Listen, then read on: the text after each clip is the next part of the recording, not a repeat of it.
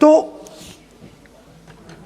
दो हिंदुस्तान बन रहे हैं, एक अमीरों का हिंदुस्तान और दूसरा गरीबों का हिंदुस्तान।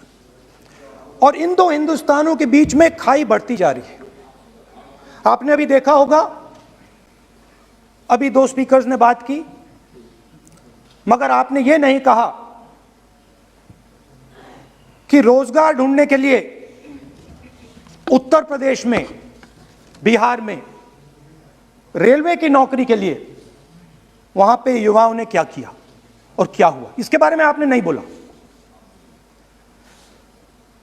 गरीब हिंदुस्तान के पास आज रोजगार नहीं है।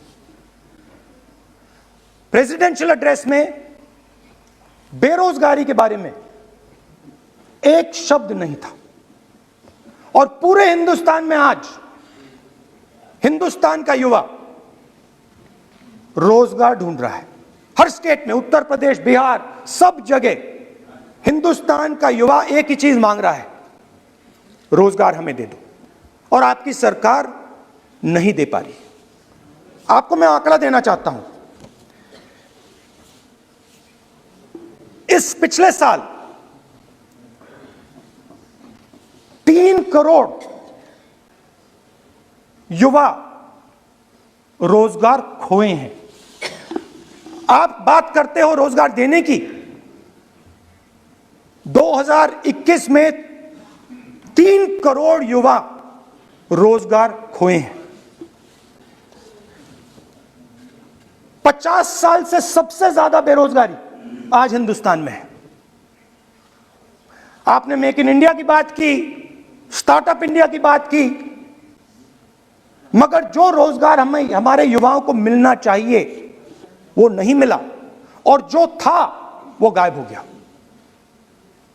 और ये सच्चाई है, और इस सच्चाई को आप भी पहचानते हो,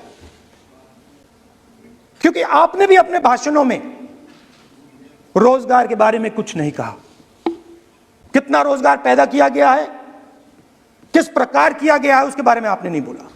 और आप बोल भी नहीं पाएंगे, क्योंकि अगर आप बोलेंगे तो हिंदुस्तान का युवा आपकी ओर देख के कहेगा कि ये मजाक कर रहे हैं। तो ये स्थिति पैदा कैसे हुई? ये दो हिंदुस्तान पैदा कैसे हुए?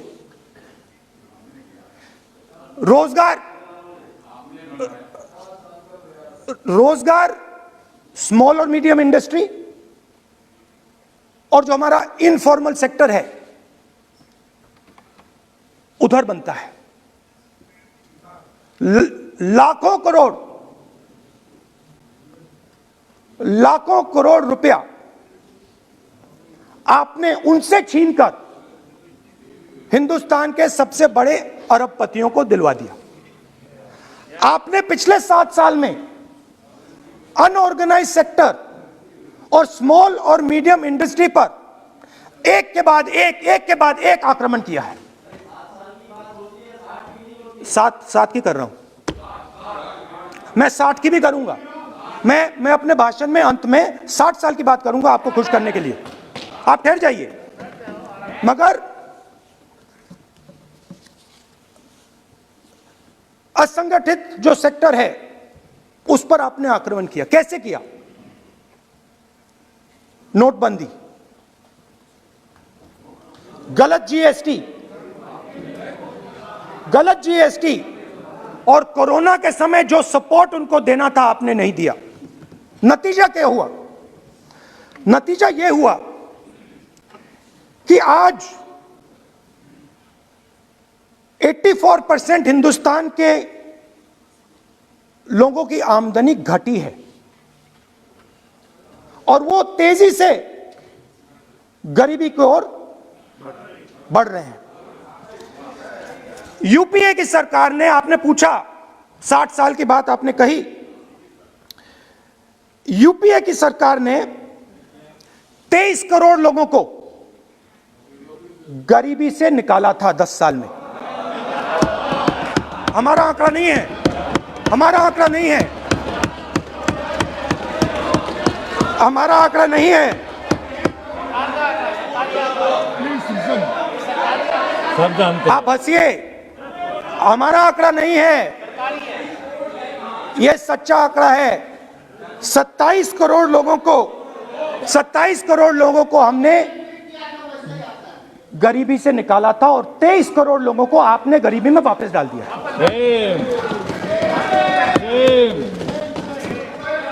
सेम।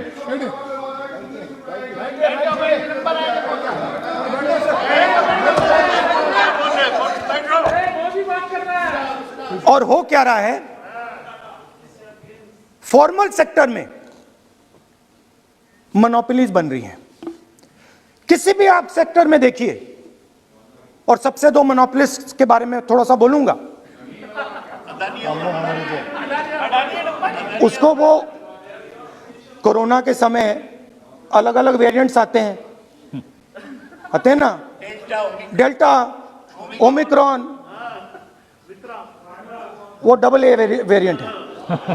और वो पूरा का पूरा हिंदुस्तान की जो अर्थव्यवस्था है उसके अंदर फैल रहा है। आपने बात उठाई तो मैं उसके बारे में पहले बोल देता हूं। एक व्यक्ति को, नाम नहीं लूंगा, एक व्यक्ति को हिंदुस्तान के सब पोर्ट्स, ब्रांड का नाम अडानी ब्रांड है वो, ब्रांड, हिंदुस्तान के सब पोर्ट्स, हिंदुस्तान के सब airport, power, transmission, mining, green energy, gas distribution, edible oil, जो भी हिंदुस्तान में होता है उधर अदानी जी दिखाई देते हैं।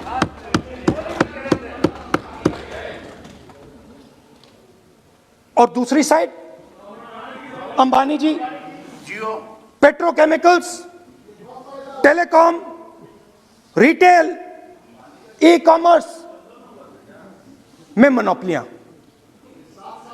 तो पूरा का पूरा धन जो है चुने हुए लोगों के हाथ में जा रहा है। और आपने जो असंगठित सेक्टर को खत्म किया, देखिए अगर आप इनफॉर्मल सेक्टर को खत्म कर देते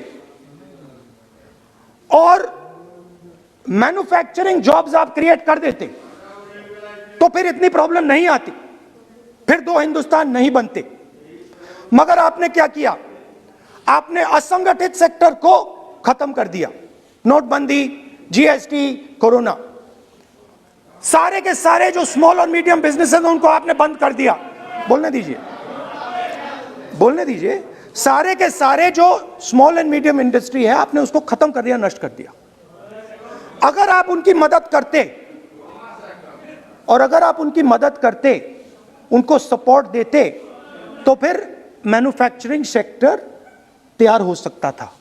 मगर जो लोग आपका मैन्युफैक्चरिंग सेक्टर बना सकते थे उनको आपने खत्म कर दिया। तो आज हिंदुस्तान में आप मेड इन इंडिया की बात करते रहते हो। मेड इन इंडिया हो ही नहीं सकता। आज बात खत्म हो गई है, क्योंकि मेड इन इंडिया वाले हैं कौन? मेड इन इंडिया वाले स्मॉल मीडियम वाले हैं, उनको आपने खत्म कर दिया। मेड इन इंडिया वाले कौन हैं? असंगठित लोग हैं, उनको आपने खत्म कर दिया, हटा दिया, परे कर दिया। मेड इन इंडिया नहीं होने वाला है। अरे भाई, मेड इन इंडिया करने के लिए स्मॉल और मीडियम इंडस्ट्री को ही बड़ा करना पड़ेगा। बिना स्मॉल और मीडियम इंडस्ट्री को सपोर्ट दिए मेड इन इंडिया हो ही नहीं सकता है। और अगर आप पूछते हैं तो मैं आपको बताता हूं, मैन्युफैक्चरिंग जॉब्स की अगर हम बात करें तो मेरे पास आंकड़ा है यहां पे, पिछले 5 साल में मैन्युफैक्चरिंग जॉब्स 46% कम हुए हैं। 46% drop in manufacturing jobs in India. Why? Because you have destroyed the unorganized sector. Why? Because you have destroyed MSMEs. That is why you are focusing completely on 5 or 10 people. I don't have a problem with that. I don't have a problem with big industry. Focus on them. But please realize that they cannot produce jobs for you. Small and medium industry is the only people who can produce jobs for you. That is the reality. और हो क्या रहा है, दो हिंदुस्तान बन रहे हैं। आप यहां पे भाषण देते रहते हो, नया Hindustan, new India, make in India. और कौन से नारे हैं? Startup India. आप ये बोलते रहते हो और देश में बेरोजगारी फैलती जा रही है। और आप ये मत सोचिए कि ये जो गरीब हिंदुस्तान है जिसको आप बना रहे हैं, ये मत सोचिए कि ये चुप बैठा रहेगा। ये मत सोचिए कि ये चुप बैठा रहेगा। ये चुप नहीं बैठा रहेगा। इस हिंदुस्तान को सब कुछ दिख रहा है। इस हिंदुस्तान को दिख रहा है कि आज, सुनिए, इन लोगों को दिख रहा है कि आज ये आंकड़ा, आप सुनिए, ये आपकी सरकार की देन है, ये आंकड़ा अच्छी तरह सुनिए। इस गरीब हिंदुस्तान को दिख रहा है कि आज हिंदुस्तान के 100 सबसे अमीर लोगों के पास हिंदुस्तान के 55 करोड़ लोगों से ज्यादा जायदाद है। बात समझिए, 10 लोगों के पास 40% हिंदुस्तान से ज्यादा धन है। 10 लोगों के पास। यह कैसे हुआ? यह आपने किया, यह नरेंद्र मोदी जी ने किया। यही न्यू इंडिया। और तो मैं आपको एक सुझाव देता हूं, प्रधानमंत्री जी को आपको सुझाव देता हूं, ये जो दो आप हिंदुस्तान आप बना रहे हैं, इन दो हिंदुस्तानों को जोड़ने का काम जल्दी से शुरू कीजिए। स्मॉल एंड मीडियम इंडस्ट्रीज की मदद करना शुरू कीजिए। जो हमारे बेरोजगार युवाएं हैं उनकी मदद कीजिए। और ये जो आप पूरा का पूरा धन इन्हीं 5-10 लोगों को दे रहे हो, क्योंकि ये आपकी मार्केटिंग करते हैं, आपको टीवी, व्हाट्सएप, फेसबुक पे लगाते हैं, ये काम आप बंद कीजिए, नहीं तो देश का नुकसान होगा। आपका नहीं, देश का नुकसान होगा। तो पहला मेरा सुझाव यह है। नंबर 2 और नंबर 3 भी है, अभी आएगा वो। और वो जो आपने 60 साल की बात कही थी, वो नंबर 3 में आएगा।